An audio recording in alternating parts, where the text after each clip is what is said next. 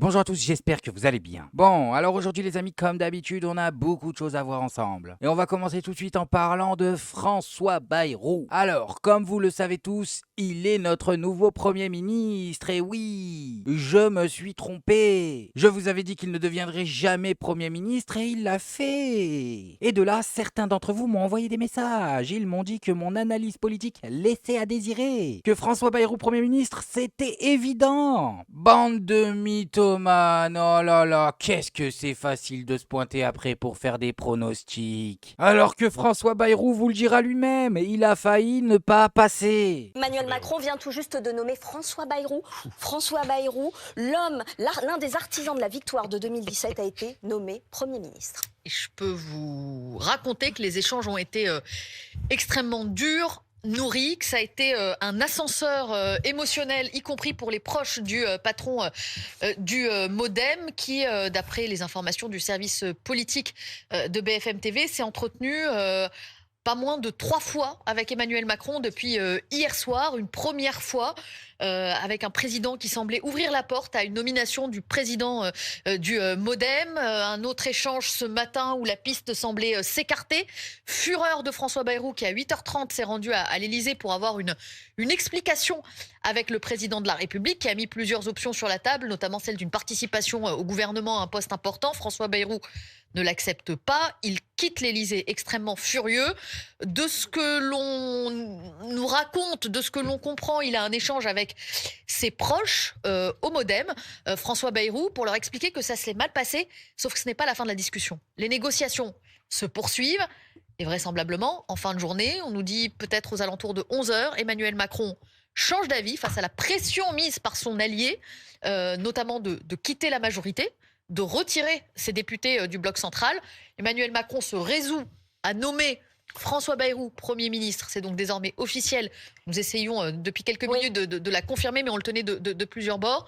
Le président du MoDem est donc le 6e Premier ministre d'Emmanuel Macron. Gna gna gna, média masqué, ton analyse politique, elle laisse à désirer. Oh là là, qu'est-ce que tu me racontes? J'ai 6 coups d'avance. Moi je vous ai dit que Emmanuel Macron ne comptait pas nommer François Bayrou en Premier ministre. Et alors, c'était la vérité. Il ne comptait pas le faire. Eh oui, c'est François Bayrou qui a vraiment bien joué, c'est tout. Ça, je ne pouvais pas l'anticiper, les copains. Il est venu, il lui a dit tu me donnes le poste de Premier ministre ou je me casse avec tous mes députés. Sérieusement les gars, comment j'aurais pu deviner moi que François Bayrou allait faire ça? Bon, et ensuite on a eu le droit au fameux discours de passation, je crois que c'est ça, où François Bayrou s'est mis à parler de choses qui n'ont pas trop plu à la droite française. Ah oui, il nous parle égalité des droits, il nous dit que tout le monde n'a pas les mêmes chances. Je vais vous dire la vérité, on ne comprend pas bien son discours, voilà, c'est fouillis. Mais comme je vous l'ai dit, les seuls mots qu'on arrive à comprendre, les seuls mots qu'on arrive à capter n'ont pas plu aux droitards. L'idée que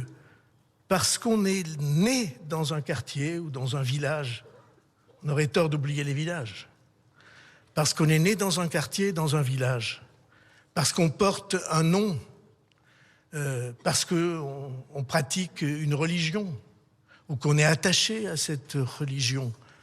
L'idée que, en réalité, les portes ne sont pas ouvertes pour vous. L'idée que c'est ceux qui ont les codes qui savent comment se diriger. Ceux-là connaissent la carte et ont la boussole pour se diriger dans la vie. Et si vous ne les avez pas, cette carte et cette boussole, ces connaissances, ces réseaux, ces moyens, alors vous vous trouvez aujourd'hui, je le crains, dans une situation qui est moins ouverte qu'elle ne l'était il y a quelques décennies. Et pour moi, ceci est insupportable. Je viens de là. Je viens au pied des Pyrénées bleues. Je viens de milieux sociaux et de villages. Et j'ai fait toute ma vie sans les quitter. Je viens de milieux sociaux et de villages qui n'ont pas la chance d'être protégés, favorisés. Je trouve que notre devoir de citoyen, de père de famille, notre devoir de républicain, c'est que nous soyons obsédés pour rendre des chances à ceux qui n'en ont pas. C'est pour moi un devoir sacré et je n'ai pas l'intention de le négliger. C'était la promesse du président de la République et c'est à cette promesse que je compte être fidèle dans les fonctions si difficiles.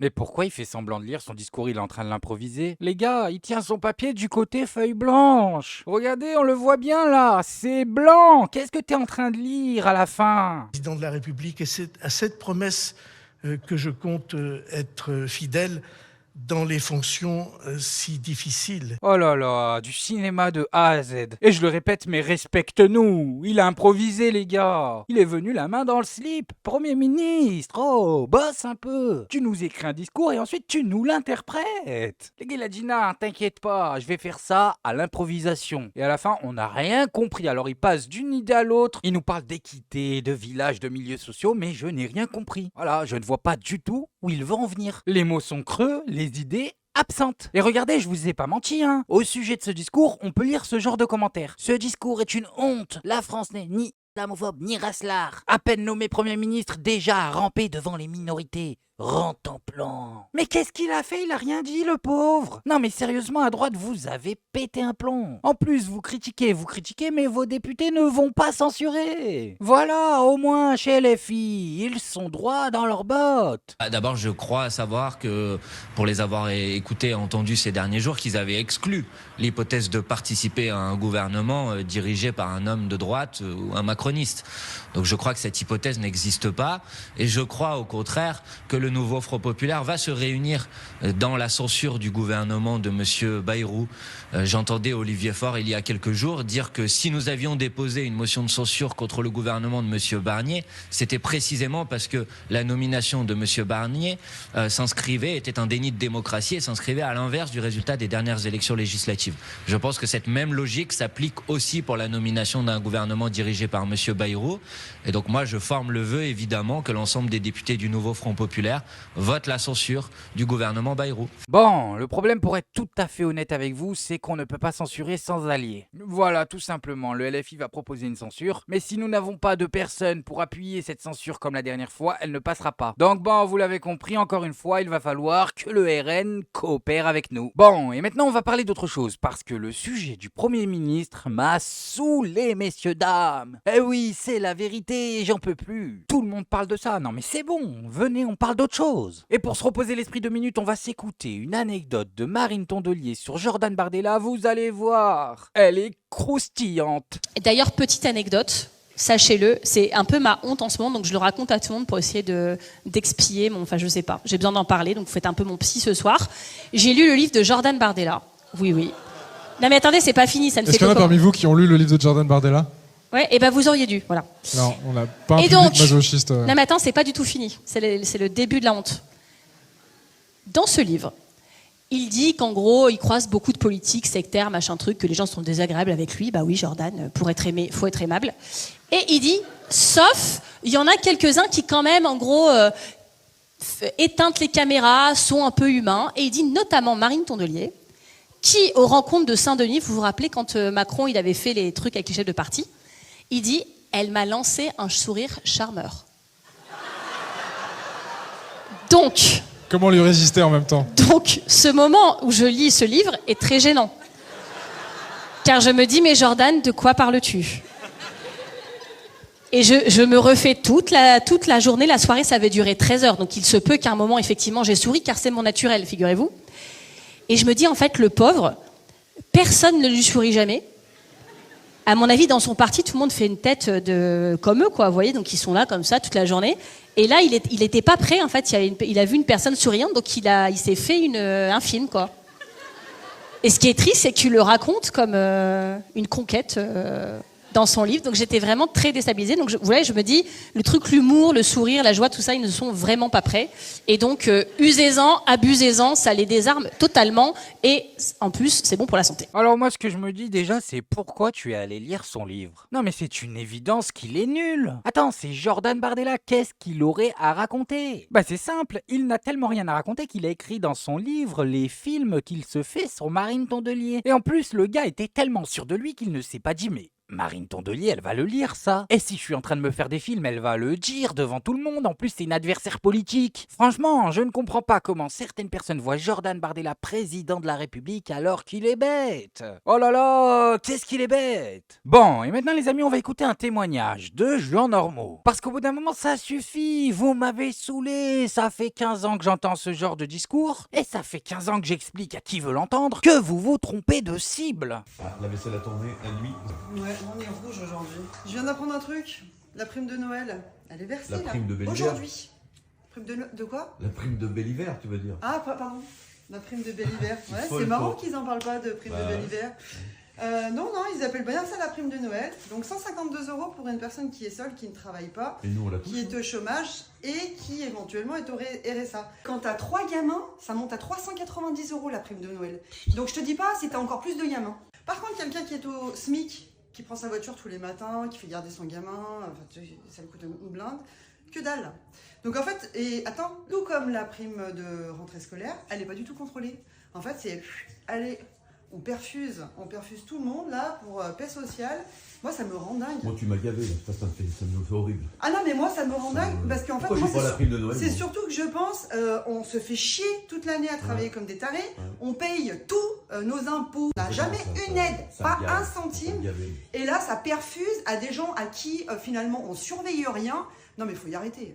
Ils nous prennent bien pour des cons, j'ai l'impression quand même. Mais carrément, et je pense que là il y en a un paquet qui doivent se marrer en train de regarder ma vidéo et qui doivent se dire tiens, dans ton cul. Ouais, mais ça durera pas autant que... c'est ce que je veux dire. Non, par contre, bien, c'est ça aussi, ça je voulais en parler, ça va pas durer longtemps, hein, parce qu'à force de perfuser, il n'y a plus d'argent. Là, le conseil général apparemment, attends, mais il y a une prime de Noël, mais les conseils généraux, les conseils départementaux, allez, une autre prime de Noël en plus, on rajoute, mais il y a plus... Acheter la paix sociale. Il n'y a plus d'argent. Mais oui. On sort d'où cet argent, bordel? De nos impôts. De nos impôts, puis on l'emprunte, mais on vit à découvert. Donc faut arrêter de bosser, hein. Ouais, ça me gueule.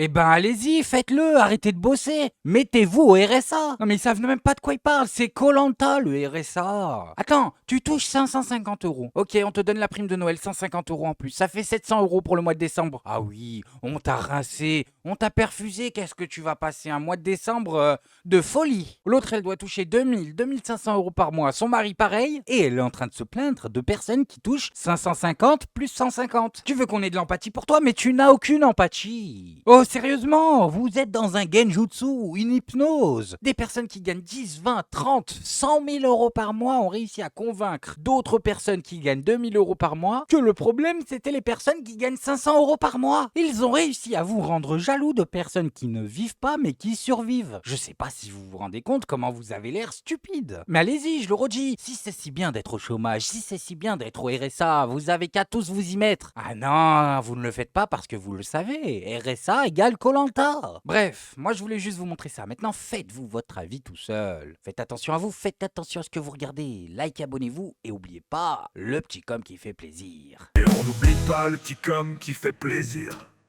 Non, le petit com qui fait plaisir. On n'oublie pas le petit com qui fait plaisir. Non, non, celui-là on l'oublie pas.